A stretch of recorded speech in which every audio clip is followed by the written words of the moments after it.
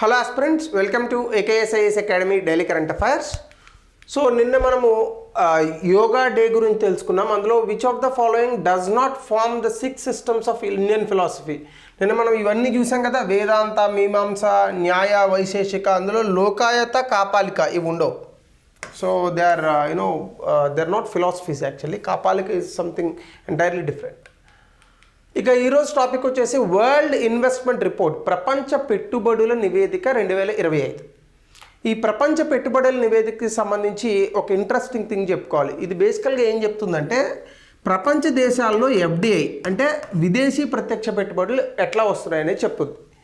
భారతదేశం 2023లో విదేశీ ప్రత్యక్ష పెట్టుబడుల్లో ప్రపంచంలో 7వ స్థానంలో ఉంది, చాలా బెటర్ పొజిషన్. కానీ 2024 వచ్చేసేటటువంటి సమయానికి 8 స్థానాలు పడిపోయి 15వ స్థానానికి పడిపోయింది. ఇప్పుడు మళ్ళీ ప్రపంచ పెట్టుబడుల నివేదికలో మళ్ళీ టాప్ 10 వచ్చిందని చెప్తున్నారు. సో కాబట్టి ప్రపంచ పెట్టుబడుల నివేదికకు సంబంధించి ఈరోజు మనం చూడబోయేటటువంటి అంశాలు వివిధ దేశాల్లో, అన్ని దేశాల గురించి చూడడం, ముందుగా భారతదేశం గురించి చెప్తాను. బట్ ఖండాల వారీగా చూసుకుంటే యూరోప్లో ఎట్లా ఉంది, అమెరికాలో ఎట్లా ఉంది, చైనా ఈ ప్రాంతాల్లో ఎట్లా ఉంది, ఆసియా ఖండంలో ఎట్లా ఉంది, ఆఫ్రికాలో ఎట్లా ఉంది మెయిన్గా. ఎందుకంటే ఆఫ్రికాలో 74% రైజ్ అయింది FDI. సో ఇవన్నీ కూడా మనం ఈరోజు సెషన్లో చూస్తూ భారతదేశంలో పెట్టుబడులు ఇంకా రావడానికి మనం ఇంకా ఏం చేయాలి, ఇవి మనం ఈరోజు ఆలోచిద్దాం. ముందుగా న్యూస్లో ఎందుకుందంటే, వరల్డ్ ఇన్వెస్ట్మెంట్ రిపోర్ట్ 2025 ఇది రిలీజ్ అయింది రీసెంట్గా. సో వై న్యూస్, ఎందుకు న్యూస్లో ఉంది అంటే, ఇది రిలీజ్ చేసినటువంటి సంస్థ United Nations conference on trade and development. ఇది ఒక సంస్థ, ఇది UN అనుసంధానమైనటువంటి సంస్థ. ఇది ఏం చెప్తుందంటే, సాధారణంగా ట్రెండ్స్ అంటే ఫారెన్ డైరెక్ట్ ఇన్వెస్ట్మెంట్, విదేశీ ప్రత్యక్ష పెట్టుబడుల్లో ఎటువంటి పోకడలు ఉన్నాయి ఇది చెప్తుంది. అయితే వరల్డ్ ఇన్వెస్ట్మెంట్ రిపోర్ట్ గురించి చూస్తే, ఇది ప్రతి సంవత్సరం రిలీజ్ చేస్తారు దీన్ని. It's an annual report. So ప్రపంచవ్యాప్తంగా FDI అనేటటువంటిది ఎట్లా ఉంది, అలాగే ఇంటర్నేషనల్ ప్రొడక్షన్ అంటే రకరకాల వస్తువులు ఉత్పత్తి చేయడంలో ప్రపంచ దేశాలు ఎట్లా పోటీ పడుతున్నాయి, అంతర్జాతీయంగా ఎట్లా ఉందని చెప్తుంది. అయితే ఇది ఎవరు పబ్లిష్ చేస్తారు అంటే UNCTAD అనేటటువంటి సంస్థ. ముందుగా ఆ సంస్థ గురించి కూడా మనం తెలుసుకుందాం. అయితే బిఫోర్ దాట్, ఈ పర్టికులర్ వరల్డ్ ఇన్వెస్ట్మెంట్ రిపోర్ట్ అనేటటువంటిది ఎందుకు తీసుకొస్తారు, సో ప్రపంచవ్యాప్తంగా ఏ ఏ దేశాల్లో ఎక్కువ పెట్టుబడులు పెడుతున్నారు, అదే FDI. సో దాంతోపాటు ఏ దేశమైనా కూడా పెట్టుబడులను ఆకర్షించాలి. మీరు గుర్తుపెట్టుకోండి, మీరు first 5-year plan Indian economy అది చదివినప్పుడు కనుక మీరు కరెక్ట్గా చదివి ఉంటే అప్పట్లో హరోడ్ దోమర్ మోడల్ అని చెప్తారు ఒకటి. సో అందులో సేవింగ్స్ అండ్ ఇన్వెస్ట్మెంట్ గురించి మాట్లాడతారు. అంటే ఏ దేశంలో అయినా సరే GDP పెరగాలంటే, ఇది కేవలం దేశానికే కాదు, వ్యక్తులుగా మనకు కూడా మనం అన్వయించుకోవచ్చు. ఎవరికైనా కూడా ఆదాయం పెరగాలంటే 2 అంశాలు ఉండాలి. సేవింగ్స్ అంటే దాచుకోవాలి డబ్బులు, మరి తినకుండా కాదు, సరిపడినన్ని దాచుకోవాలి. అట్లానే రెండవది ఇన్వెస్ట్మెంట్స్. సో ఏ దేశం అయితే ఈ 2 అంశాలను చేస్తుందో ఆ దేశం చాలా ఎత్తుకెదుగుతుంది. ముఖ్యంగా చైనా దీన్ని చాలా అద్భుతంగా పాటించింది. అమెరికాలో మీకు సేవింగ్స్ కన్నా ఖర్చు ఎక్కువ ఉంటుంది. అంటే స్పెండింగ్, కన్జంప్షన్ అనేది చాలా విపరీతంగా ఉంటుంది. అమెరికాలో చాలా ఎక్కువ డబ్బులు ఖర్చు పెడతారు. బట్ వేరేస్ చైనా లాంటి దేశాల్లో ఏం చేస్తారంటే, చాలా వరకు డబ్బుల్ని దాచుకుంటారు. ఈవెన్ భారతదేశంలో కూడా ఇదే నిజం. ఎక్కువగా డబ్బుల్ని మన పూర్వీకుల దాకా అవసరం లేదు, మన తల్లిదండ్రులే చాలా డబ్బుల్ని దాచుకునేవారు. అంటే మీరు బాగా గమనిస్తే, మనకి అప్పట్లో మన తల్లిదండ్రులకి ఒక 3,000 రూపాయలు ఉద్యోగం ఉంటే, ఇందులో 2,000 రూపాయలు ఖర్చు పెట్టి 1,000 రూపాయలు సేవింగ్స్ చేసి మన అందరినీ కూడా చదివించినటువంటి సందర్భాలు మీరు మర్చిపోయింటారు, ఒకసారి గుర్తు చేసుకోండి. ఇప్పుడు మనకి 2 లక్షల రూపాయలు 3 లక్షల రూపాయలు శాలరీ వస్తున్నా కూడా 5,000 కూడా దాయలేకపోతున్నాం. So which actually tells us we are also this particular generation in 21st century, we are also a consuming oriented people. అంటే అత్యధికంగా డబ్బులు ఖర్చు పెట్టడానికి రకరకాల విషయాలు వెతుక్కుంటూ ఉంటాం మనం. డబ్బులు ఖర్చు అవ్వడానికి ఒక ఇల్లు, దానికి ఒక EMI, కారు దానికి ఒక EMI, ఫోను దానికి ఒక EMI, రకరకాల సినిమాలు, ఎంటర్టైన్మెంట్స్, మొబైల్ ఫోన్లో మన నెట్ఫ్లిక్స్ దగ్గర నుంచి అన్ని రకాల ప్రీపెయిడ్ అవి ఉంటాయి కదా, సబ్స్క్రిప్షన్స్, ఇట్లా ప్రతిదీ ఖర్చే. కానీ మన తల్లిదండ్రులు ఇలా ఖర్చు పెట్టాల. కాబట్టి ఇన్వెస్ట్మెంట్స్ వాళ్ళు ఎక్కువగా పెట్టుబడుల మీద ఫోకస్ చేసేవారు, బంగారము, స్థలాలు, పొలాలు. సో వరల్డ్ ఇన్వెస్ట్మెంట్ రిపోర్ట్ కూడా ఏం చెప్తుందంటే, ఏ దేశం అయితే అత్యధిక పెట్టుబడులు తెచ్చుకుంటుందో ఆ దేశం మంచి GDPని సంపాదిస్తుంది. సో ఇప్పుడు ఒక దేశానికి ఈ సంవత్సరం ఎఫ్డిఐ బాగా వచ్చింది, మరొక దేశానికి ఎఫ్డిఐ సరిగ్గా రాలేదనుకోండి, అప్పుడు ఏం చేయాలా? ఆ దేశంలో ఉన్నటువంటి ఆ పాలసీ మేకర్స్ అంటే విధానకర్తలు ఎవరైతే ఉంటారో, పాలిటీషియన్స్ అవ్వచ్చు లేదా ఎగ్జిక్యూటివ్స్ అవ్వచ్చు, వీళ్ళు మంచి మంచి పాలసీస్ అని తీసుకొచ్చి ఆ దేశంలో పెట్టుబడులు పెట్టేటట్టుగా, దాన్ని సుస్థిర అభివృద్ధిగా మలిచేటట్టుగా, దాన్ని సుస్థిరంగా పెట్టుబడులకు దారితీసేటట్టుగా ప్రణాళికలు రచిస్తారు. ఈవెన్ భారతదేశం కూడా అదే చేస్తుంది. అట్లానే progress on sustainable development goals, ఇది నేను చాలాసార్లు చెప్పాను మీకు, 17 ఉంటాయి ఈ సస్టైనబుల్ డెవలప్మెంట్ గోల్స్. అట్లాగే డిజిటల్ ఇంపాక్ట్, ముఖ్యంగా ఈ మధ్య కాలంలో గ్లోబల్ డిజిటల్ కాంపాక్ట్ అంటే ప్రపంచవ్యాప్తంగా ఈ డిజిటల్ అంశాలకు సంబంధించి పెట్టుబడులు చాలా విపరీతంగా పెరుగుతున్నాయి. సో వీటన్నిటికీ సంబంధించి పెట్టుబడులు ఎట్లా ఉన్నాయి, అలాగే డిజిటల్ ఎకనామీలో ఏ రకంగా పోకడలు ఉన్నాయి, ఇవన్నీ కూడా ఈ పర్టికులర్ వరల్డ్ ఇన్వెస్ట్మెంట్ రిపోర్ట్ అంచనా వేస్తుంది. అయితే దీన్ని ఎవరు రిలీజ్ చేస్తారు అంటే UNCTAD అనేటటువంటి సంస్థ, దాని తాలూకా full form United Nations conference on trade and development. ఇది సాధారణంగా ప్రపంచ దేశాల్లో వాణిజ్యము, దాని తాలూకా అభివృద్ధి, పెట్టుబడులు ఈ అంశాల గురించి మాట్లాడుతూ ఉంటుంది. ఇది ఐక్యరాజ్య సమితితో అనుబంధమైనటువంటి సంస్థ, ఇంటర్ గవర్నమెంటల్ ఏజెన్సీ. ఇందులో చాలా దేశాలు, భారతదేశం కూడా సభ్యత్వ దేశాలుగా ఉంటాయి. సో దీన్ని 1964లో తీసుకొచ్చారు. దీని తాలూకా హెడ్ క్వార్టర్స్ జెనీవాలో ఉంది, which is in Switzerland. So ఇది ఏం చెప్తుందంటే బేసికల్గా సస్టైనబుల్ డెవలప్మెంట్, సుస్థిర అభివృద్ధి అనేటటువంటి తీసుకురావాలి. అంటే ఈ తరంలో ఉన్నటువంటి వ్యక్తులు వనరుల్ని వేస్ట్ చేయకుండా తర్వాత తరాలకు అందిస్తూ అభివృద్ధిని చేసుకోవాలి. సో ఈ సస్టైనబుల్ డెవలప్మెంట్ని పర్టికులర్గా అభివృద్ధి చెందినటువంటి దేశాల్లో తీసుకురావాలి. ఎలా తీసుకొస్తారు? అభివృద్ధి చెందుతున్నటువంటి దేశాల్లో వాణిజ్యాన్ని బాగా పెంచాలి. అభివృద్ధి చెందుతున్న దేశాల్లో ఎక్కువగా పెట్టుబడులు పెట్టాలి. దాంతోపాటు వాళ్ళకి సాంకేతికతను ఇవ్వాలి. ఇవన్నీ ఎప్పుడైతే ఇస్తామో అభివృద్ధి చెందుతున్నటువంటి దేశాలు కూడా అభివృద్ధి చెందిన దేశాలుగా మారుతాయి. అట్లానే UNCTAD వర్క్ సాధారణంగా 4 అంశాల మీద ఫోకస్ చేస్తూ ఉంటుంది. ఒకటి వాణిజ్యము, అభివృద్ధి, పెట్టుబడులు, కంపెనీలు, సాంకేతికత, అలాగే ఇన్నోవేషన్. దాంతోపాటుగా macro economics and development policies అంటే స్థూలంగా జరిగేటటువంటి ఆర్థికపరమైనటువంటి అంశాలు, అలాగే అభివృద్ధికి సంబంధించినటువంటి పథకాలు కానీ లేదా విధానాలు కానీ. సో అంటే ఓవరాల్గా చెప్పాలంటే ఇది ట్రేడ్ వాణిజ్యము, 2 ఇన్వెస్ట్మెంట్స్ పెట్టుబడులు, 3 డెవలప్మెంట్ అంటే అభివృద్ధి, దీనికి సంబంధించినటువంటి విధానాలు, ఈ అంశాల గురించి మాట్లాడుతుంది. సో ఇది UNCTAD అనేటటువంటి సంస్థ. అయితే ఇప్పుడు మన రిపోర్ట్కి వద్దాం. వరల్డ్ ఇన్వెస్ట్మెంట్ రిపోర్ట్ 2025 ఏం చెప్పింది? ప్రపంచవ్యాప్తంగా పెట్టుబడులు తగ్గాయి. 2024లో 11% పడిపోయాయి. ఇప్పుడు 1.5 ట్రిలియన్ అంటే కన్సిక్యూటివ్ 2023 తగ్గాయి, 24 తగ్గాయి. సో కన్సిక్యూటివ్గా 2 years $1.5 trillion ఇది తగ్గిపోయిందని అంటున్నారు. అలాగే డిజిటల్ ఎకానమీ అంటే చాలా దేశాలలో ఈ డిజిటల్ అంశాలకు సంబంధించినటువంటి రంగం, ఇందులో పెట్టుబడులు పెరిగాయి. ఈ డిజిటల్ ఎకానమీ మాత్రం చాలా అద్భుతమైనటువంటి విలువతో ముందుకెళ్తోంది. మెయిన్గా FDI అంతా కూడా ఈ డిజిటల్ ఎకానమీలకు వస్తుంది. ముఖ్యంగా మన దేశంలోనే ఫిన్టెక్ కంపెనీస్ అని ఉన్నాయి, ఫినాన్షియల్ టెక్నాలజీ కంపెనీస్. అంటే ఒకప్పుడు లోన్ తీసుకోవాలని అనుకుంటే చాలా కష్టం. ఇప్పుడు మీరు ఒక యాప్ వేసుకొని దాంట్లో మీకు సంబంధించినటువంటి డీటెయిల్స్, పాన్ కార్డ్, మీ తాలూకా ఆధార్ కార్డ్ ఎక్సెట్రా ఇవన్నీ ఇచ్చేస్తే 5 నిమిషాల్లో లోన్ శాంక్షన్ అయిపోతుంది. అట్లానే ఫోన్పే లాంటి కంపెనీస్, అది కూడా ఫిన్టెక్ కంపెనీనే. అలాగే గూగుల్ పే, పేటిఎం, భీమ్ యాప్, ఇవన్నీ కూడా ఫినాన్షియల్ టెక్నాలజీస్కి సంబంధించినటువంటి కంపెనీస్.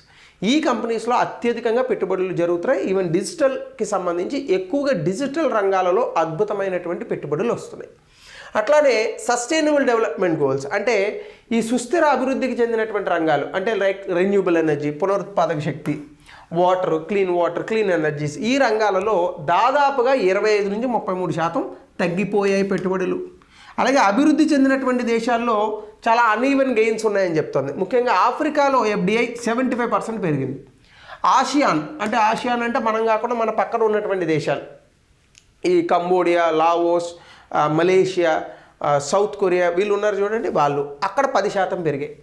అట్లానే చైనాలో 29% FDI తగ్గింది. సౌత్ అమెరికాలో 18% తగ్గింది. సో ఇవన్నీ కూడా FDI తగ్గినటువంటి దేశాలు. ఇండియాకి సంబంధించి నేను సెపరేట్ స్లైడ్ వేస్తాను, because we are Indians, we have to dig deep into what exactly the status of FDI in India.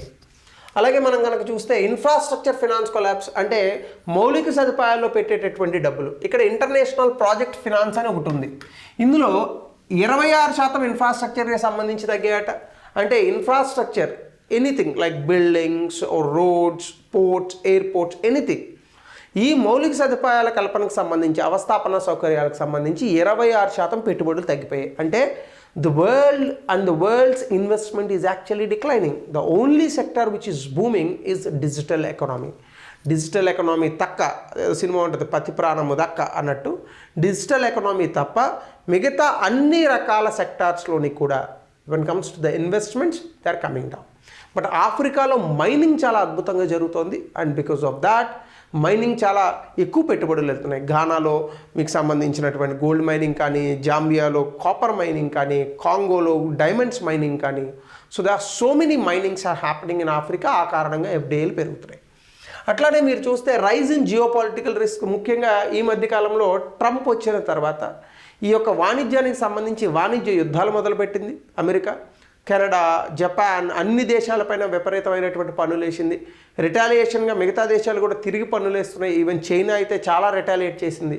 So కాబట్టి ఈ రకంగా టారిఫ్ వార్స్ అనేటటువంటి వాటి వల్ల కొంత వాణిజ్యం సన్నగిల్లింది.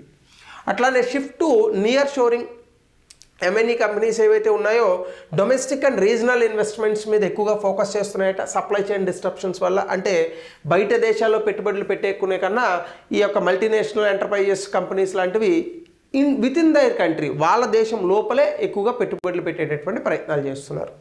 అట్లానే పాజిటివ్ డిజిటల్ ట్రెండ్స్ కనుక మనం చూస్తే, పాజిటివ్ డిజిటల్ ట్రెండ్స్ ఆర్టిఫిషియల్ ఇంటెలిజెన్స్లో చాలా అద్భుతంగా పెరుగుతుంది.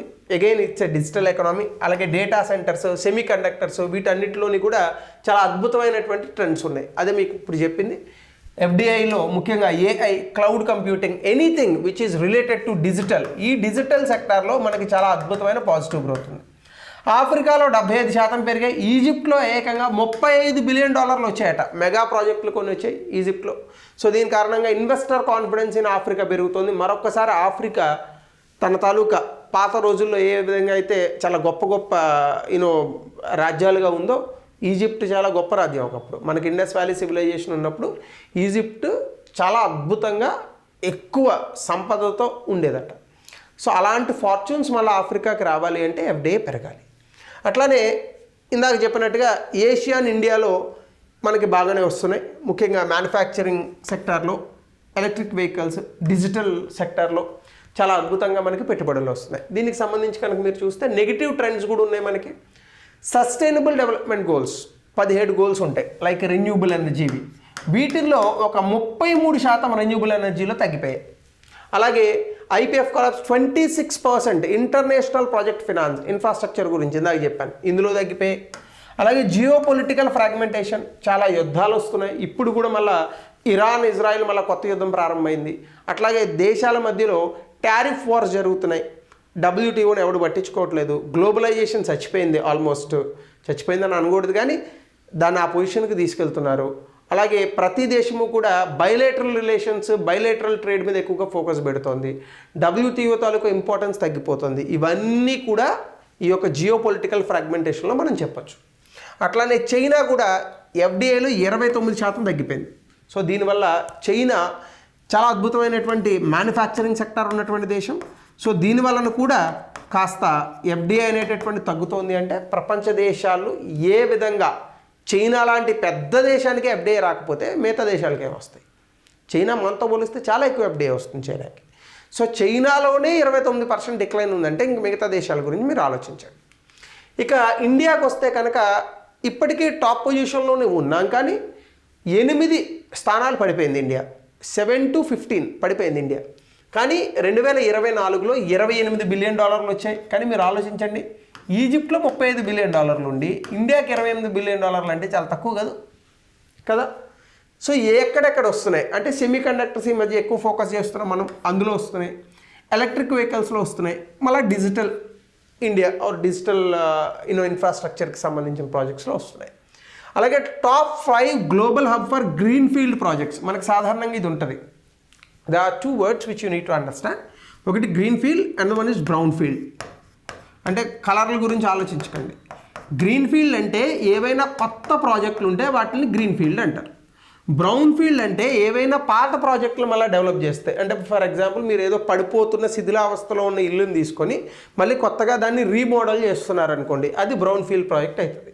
మొత్తం పడగొట్టేసి కొత్త ఇల్లు కడుతున్నారు అనుకోండి, అది గ్రీన్ ఫీల్డ్ ప్రాజెక్ట్ అవుతుంది. ఇట్లా కొత్తగా వ్యాపారాల్లో పెట్టుబడులు పెట్టేటటువంటి గ్రీన్ ఫీల్డ్ ప్రాజెక్ట్స్లో చాలా ఎక్కువ భారతదేశంలో కూడా వస్తున్నాయి. కానీ ఓవరాల్గా భారతదేశంలో ఎఫ్డిఐ తగ్గింది, అదైతే వాస్తవం. అట్లానే ఇండియా ఇన్వెస్ట్మెంట్స్ ఎఫ్డిఐ అవుట్ఫ్లోస్లో, అంటే భారతదేశంలోకి విదేశీ ప్రత్యక్ష పెట్టుబడులు కాదు, భారతదేశం నుంచి బయట దేశాల్లో పెట్టుబడులు 20% పెరిగాయి. అంటే భారతదేశం లోపల పెట్టుబడులు పెట్టే కన్నా భారతదేశం నుంచి వెళ్ళి బయట పెట్టుబడులు పెట్టే స్థాయికి వచ్చేసారు. అంటే ఏంటి, ఎక్కడో ఉంది తేడా కదా. భారతదేశం ఏమన్నా సంపూర్ణంగా అభివృద్ధి చెందిన దేశమా అమెరికా లాగా బయటికి వెళ్ళి పెట్టుబడులు పెట్టడానికి? ఏం మన దేశంలో పెట్టుబడులు పెట్టడానికి స్కోపే లేదా? ఒకటి నల్లధనం అన్నా అయి ఉండాలా, రెండు భారతదేశంలో తక్కువ లాభాలు వస్తున్నాయి కాబట్టి వేరే దేశాల్లోకి వెళ్ళి పెట్టుబడులు పెట్టుకునే పరిస్థితులన్నా వచ్చి ఉండాలి. సో ఇది భారతదేశానికి సంబంధించి ఇండియా అండ్ ఇన్వెస్ట్మెంట్. సో కాబట్టి మనం ఏం చేయాలి, ఖచ్చితంగా ఎఫ్డిఐ లిమిట్స్ని సడలించాలి. అలాగే పాలసీ మేకింగ్లో మనం చాలా వరకు ఇంకా బెటర్ పాలసీస్ని తీసుకురావాలి. మ్యానుఫ్యాక్చరింగ్లో ఇంకా కొంచెం లిబరల్ పాలసీస్ని అలవాటు చేయాలి. అలాగే ఈ యొక్క లేబర్ కోడ్స్కి సంబంధించి కొన్ని ఇబ్బందులు ఉన్నాయి, వాటిని కొంచెం మార్చాలి. అలాగే వెరీ మచ్ రెగ్యులేటరీ రిక్వైర్మెంట్స్ కొన్ని ఉన్నాయి, వాటిని కొంచెం సరళించాలి. ఇవన్నీ చేస్తేనే ఎఫ్డిఐ నామ్స్తో సహా భారతదేశానికి పెట్టుబడులు పెరిగే అవకాశం ఉంటుంది. సో దానికి సంబంధించి గతంలో ఇచ్చినటువంటి ప్రశ్న, ఈ సమాధానాన్ని కమెంట్ సెక్షన్లో తెలపండి. అట్లానే విదేశీ ప్రత్యక్ష పెట్టుబడులు, వెరీ ఫ్యాంటాస్టిక్ క్వశ్చన్, నాకు ఎప్పుడో నచ్చింది ఇది. సంజీవ్ వర్మ అనే బుక్లో చదివాను నేను చదువుకునే టైంలో. సో నాకు అది గుర్తొచ్చింది. India needs FDI more than FDI needs in India. విదేశీ ప్రత్యక్ష పెట్టుబడులకు భారత్ అవసరం కంటే భారత్కు విదేశీ ప్రత్యక్ష పెట్టుబడుల అవసరం ఎక్కువ. So very good question. 200 పదాల్లో రాయండి, చాలా బాగా రాయొచ్చు దీనికి ఆన్సర్. ఇలాంటి క్వశ్చన్సే వస్తాయి యూపీఎస్సీలో. సో ఇది ఈరోజు topic. And again we'll meet in the next session.